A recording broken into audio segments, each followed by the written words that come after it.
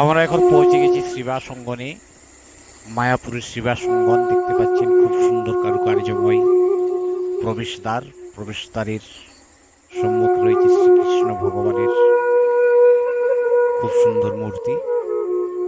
এই শ্রীবাস অঙ্গনে প্রথম পৃথিবীতে হরিনাম মহামন্ত্র উচ্চারিত হয়েছিল এবং চাঁদকাজী হরিনাম সংকীর্তনকারীদের মৃদঙ্গ বা খোল ভেঙে দিয়েছিলেন এখানে, এবং তার পরিপ্রেক্ষিতে শ্রী চৈতন্য মহাপ্রভু চাঁদকাজী বাড়িতে হরিনাম সংকীর্তন গিয়েছিলেন এবং চাঁদকাজীকে উদ্ধার করেছিলেন। সেটা আগের পর্বে আমি বিস্তারিত বর্ণনা দিয়েছি। এরপর আমরা শ্রীবাস অঙ্গন থেকে বেরিয়ে ইস্কনের পথে রওনা হলাম। রাস্তার পথে পড়ল একটি শিবের মন্দির। টোটো চালকের মুখ